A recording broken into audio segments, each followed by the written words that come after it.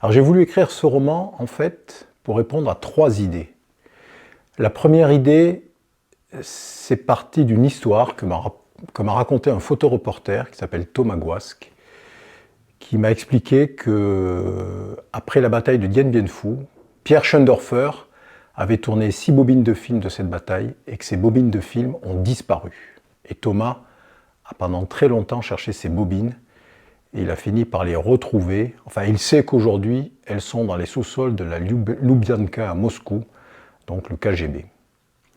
La deuxième raison qui m'a poussé à écrire ce livre, c'est la guerre d'Indochine, qui est pour moi la guerre romantique par excellence, parce que ceux qui l'ont faite savaient au moment où ils partaient que la guerre était perdue d'avance, ce qui ne les a pas empêchés de tomber amoureux de ce pays, l'Indochine, et très longtemps après de voir ce pays comme une sorte de paradis perdu.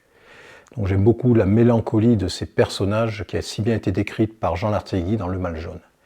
Et puis la troisième raison qui m'a donné envie d'écrire ce livre, c'est le titre lui-même, Armistice.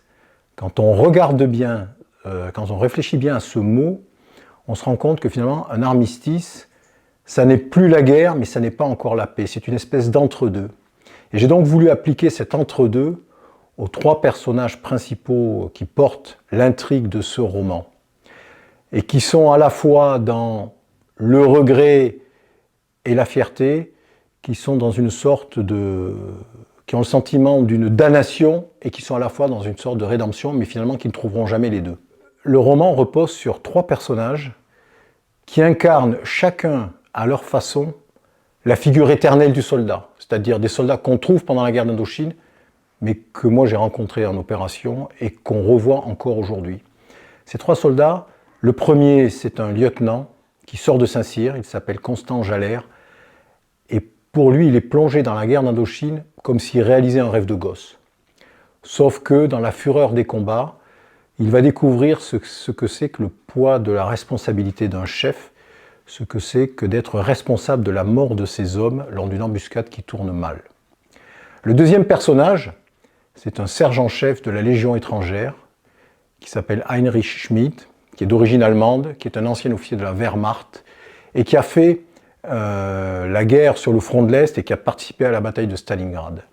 Lui, c'est la figure du lance-quenet, du reître, du mercenaire, qui se réfugie dans la violence pour oublier les raisons pour lesquelles il a choisi de faire la guerre.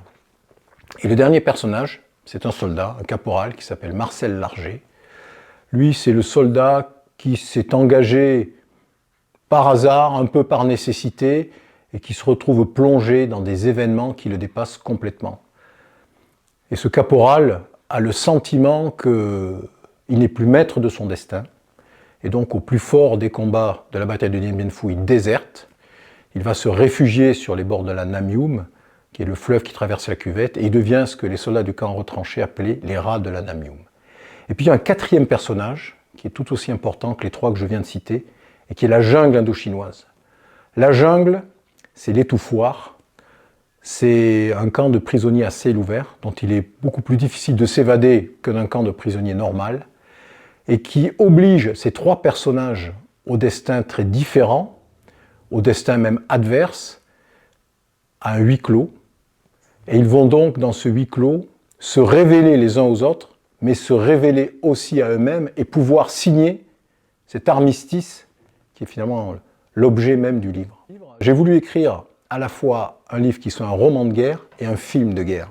En fait, j'ai écrit ce livre en utilisant ma plume comme une caméra.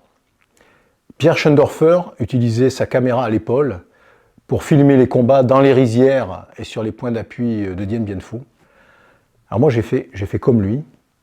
J'ai voulu un livre qui est une intrigue qui tienne le lecteur en haleine, comme un film de guerre, et en même temps j'ai voulu présenter des scènes qui soient suffisamment visuelles, dans lesquelles le lecteur puisse voir, entendre les ordres qui sont donnés, entendre les détonations, sentir la poudre et sentir la peur des soldats.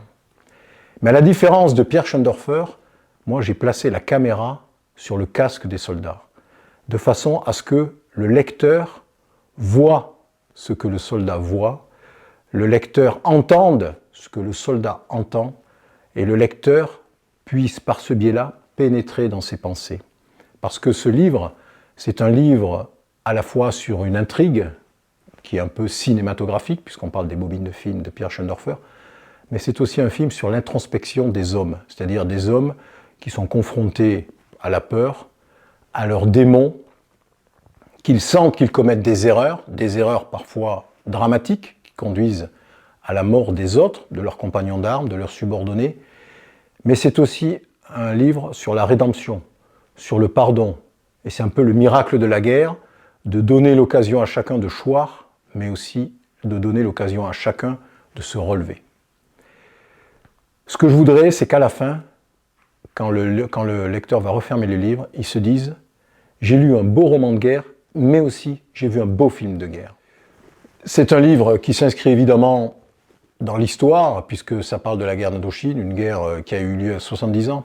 Mais quand on écrit sur la guerre, même une guerre passée, on écrit sur la guerre d'aujourd'hui. Et les figures des soldats que je présente, ces 3 soldats, ce lieutenant, ce sous-officier et ce soldat, ils existent encore.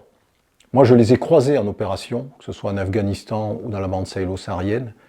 Et puis on les voit aujourd'hui à la télévision, dans la guerre à l'Est. Il y aura toujours un officier enthousiaste, il y aura toujours un autre soldat qui se réfugie dans une forme de violence parce qu'il finit par oublier pourquoi il fait la guerre. Et puis il y aura toujours un autre type de soldat qui est plongé dans une violence malgré lui par hasard, qui va céder à la peur, mais qui à un moment donné aussi saura se relever. Ces 3 figures de soldats qu'on retrouve dans ce roman, qui sont des figures de soldats éternels, qu'on retrouve déjà dans l'Iliade et l'Odyssée, à travers toute la littérature de guerre,